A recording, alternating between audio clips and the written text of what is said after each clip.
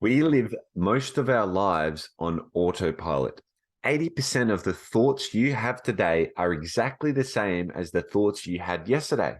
Why is this? We have two modes of thinking. Systems one, which is really lazy. Systems two, which is actually takes a lot of work and it's really a grind and you have to try and figure it out. And you're like, oh, what does it mean? So when I ask you what's 13 times 17, you can't just you've never really memorized that. You haven't done that a lot before. So you have to sit down and think about it. That's your systems two kicking in. System one is like, okay, I'm waking up. Where is the door? I know where the door is. You don't wake up in bed and go with your eyes closed and go, oh, okay, what way will I need to walk in order to leave my bedroom? No, because it's already a pre-programmed pattern. The saying, if it ain't broke, don't fix it, is basically the rule for your systems one brain. If you've done something over and over and over, and that's just the way you do it, your brain is pre-programmed to run that system each time you do the task.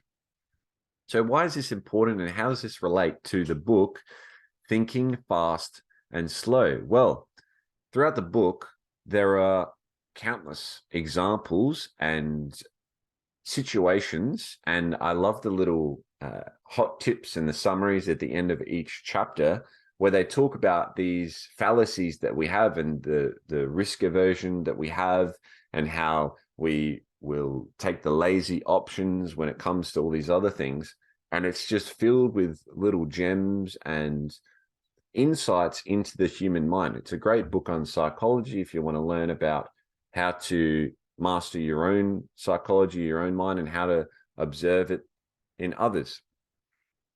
So the one thing that I took from the book is it's hard to change. Like it's physiologically challenging to switch on your systems to thinking and getting into your systems to mind, where you have to actually really think and reflect and come up with a new plan, is where we're going to make most of our change. So instead of living in about 80% of your systems one lazy thinking, let's try and change that to about 50-50, where each day we're spending half of the day really reflecting and thinking and challenging ourselves with these hard problems so that we can get up into the executive center of the mind, push the blood glucose and oxygen up to that prefrontal cortex where you can really think and solve these advanced problems.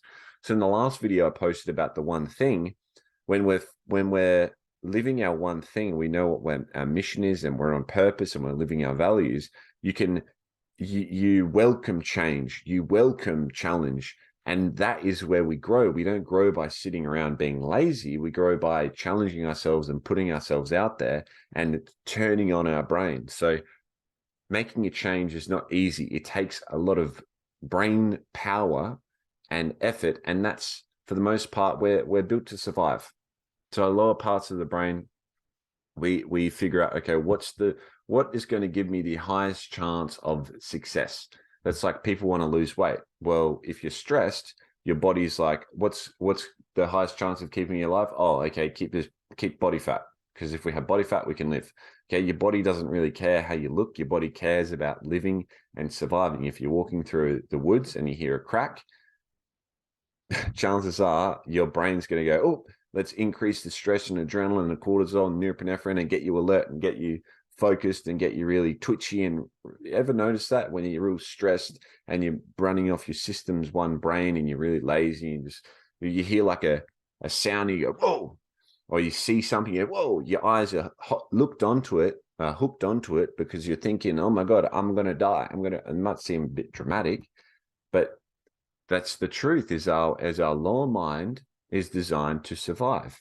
Now, in order to change that and get into our systems two thinking, we got to have challenges that make us want to think. Okay, so if I ask you a stupid question, what's 22 times 89?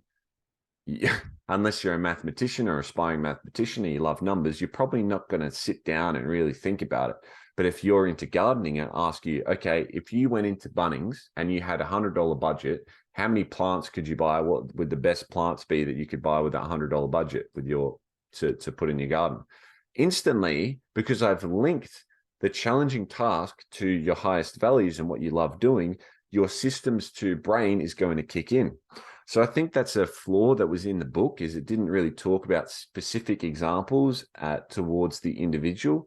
Whereas I want to talk to you guys about linking, and in order to create that change, in order to get into your systems to your brain and expand your mind and grow and be more fulfilled and add more value to the world, is figuring out what your purpose is, what your mission is, what your big goal is, what you really love, what inspires you, and then linking high priority challenges and tasks and figuring out what the obstacles may be. And that's going to turn on your systems to brain. Thinking Fast and Slow, beautiful book about how we are truly designed to survive and be lazy, and we're just going to do the easiest task possible. And then the opposite side, where it's systems to thinking, where you really got to think and challenge yourself. And that's how you grow. That's how you get fulfillment.